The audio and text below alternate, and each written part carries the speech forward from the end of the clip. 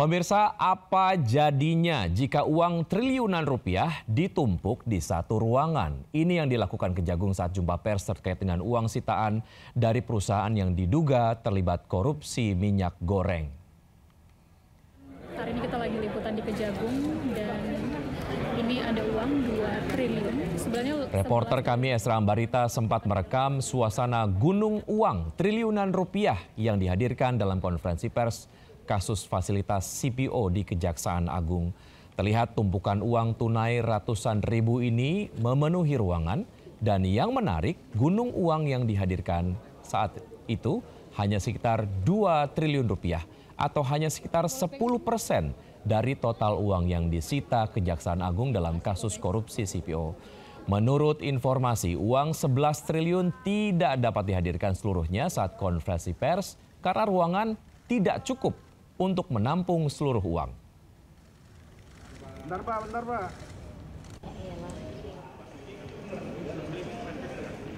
Penyitaan uang 11 triliun rupiah ini dilakukan untuk pemeriksaan tingkat kasasi. Uang sitaan tersebut kemudian disimpan di rekening penampungan Jampitsus. Saat dihadirkan sebagai barang bukti kemarin, tumpukan uang tunai senilai 11,8 triliun rupiah ditempatkan dalam plastik bening. Uang ditumpuk memanjang dan menggunung di lokasi konferensi pers. Seluruh uang terdiri dari pecahan Rp100.000 yang dikelompokkan masing-masing 1 miliar dalam satu plastik. Kejagung mengungkap penyitaan uang belasan triliun itu menjadi yang terbesar sepanjang sejarah.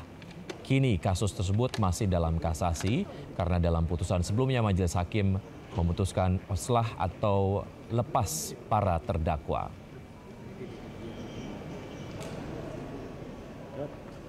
Yang hari ini hujan abu vulkanik letusan Gunung Lewotobi laki-laki di Flores Timur, Nusa Tenggara Timur makin terasa pekat.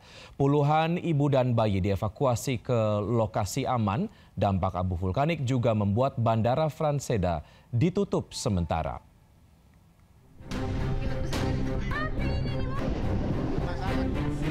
Sambil menggendong bayinya, sejumlah ibu dari Kringa, wilayah di perbatasan Kabupaten Sika dan Flores Timur, dievakuasi ke rumah persalinan di kota Maumere.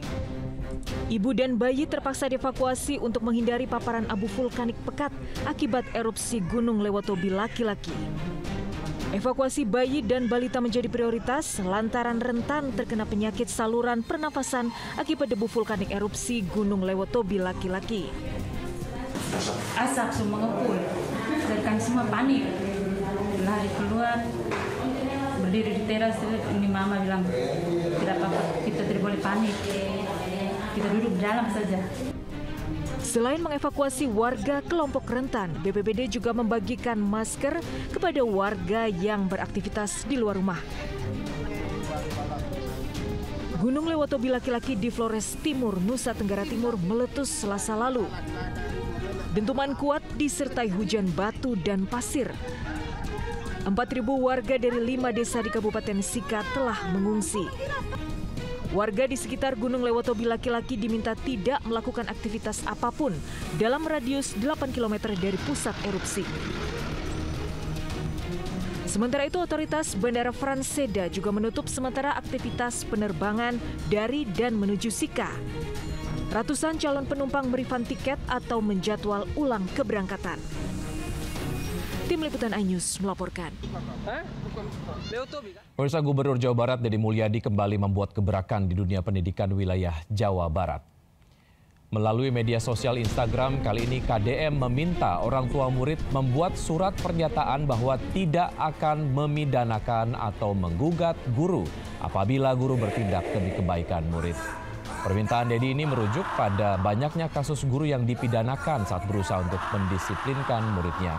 Meski demikian, KDM juga memastikan Pemprov Jawa Barat tidak akan tinggal diam terhadap guru yang bertindak arogan terhadap anak didiknya.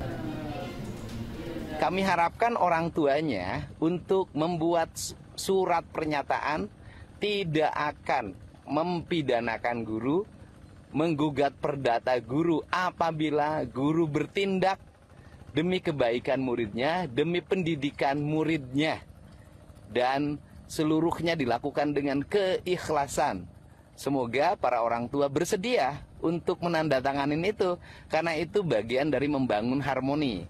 Kecuali kalau gurunya melakukan tindakan karena kebencian, tidak ada unsur pendidikan, bahkan tidak memberikan tauladan, ya silahkan saja. Sebelumnya Gubernur Jawa Barat Deddy Mulyadi dilaporkan oleh seorang wali murid bernama Adel Setiawan asal Bekasi, Jawa Barat ke Barreskrim Polri buntut kirim siswa bermasalah ke barak militer. Bahkan KDM juga telah dilaporkan ke Komnas HAM karena alasan yang sama.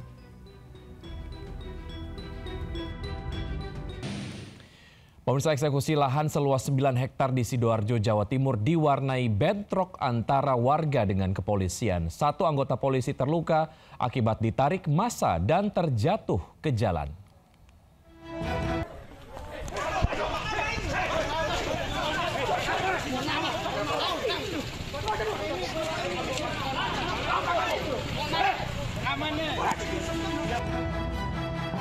Eksekusi lahan seluas 9 hektar di Desa Tambak Oso, Kecamatan Waru, Sidoarjo diwarnai kericuhan.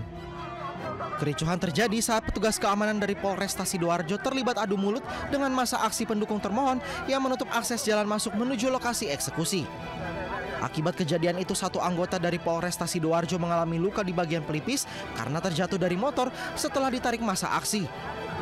Kuasa hukum termohon menyebut aksi penghalangan ini dilakukan karena pihak termohon tidak terima karena baru menerima surat pemberitahuan eksekusi pada pagi hari.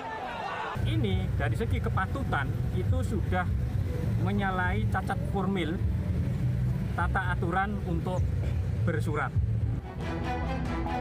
Jurusita Pengadilan Negeri Sidoarjo dinampingi TNI Polri berhasil membacakan berita acara eksekusi lahan itu dan aparat keamanan kemudian meninggalkan lokasi.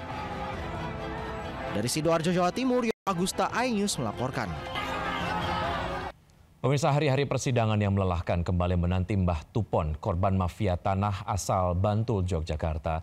Kini lansia buta huruf tersebut digugat 1 miliar oleh tersangka mafia tanah yang sebelumnya bersengketa dengannya.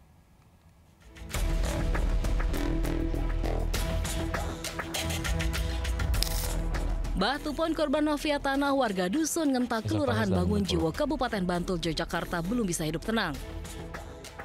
Lansia buta huruf ini kini digugat 1 miliar oleh 2 dari 7 tersangka mafia tanah. Alasan gugatan karena tersangka tak nyaman namanya viral setelah kasus mafia tanah terungkap. Gugatan perdata dilayangkan di Pengadilan Negeri Bantul dan sidang akan dimulai 1 Juli mendatang.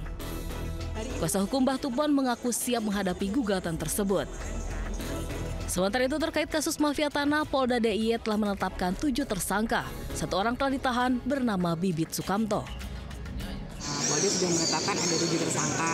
Kalau untuk persangkaan pasalnya sesuai dengan laporan ya, kami kan melaporkan ada penipuan, pasalnya penipuan penggelapan. Sebelumnya Mbah Tupon menjadi korban mafia tanah dan terancam kehilangan tanah miliknya seluas 1.655 meter persegi. Jerat mafia tanah terungkap setelah Mbah Tupon hendak memecah bidang tanah miliknya. Tiba-tiba mendapat kabar bahwa tanah tersebut telah berubah nama dan akan dilelang. Dari Sleman, Yogyakarta, Heru Trijoko melaporkan.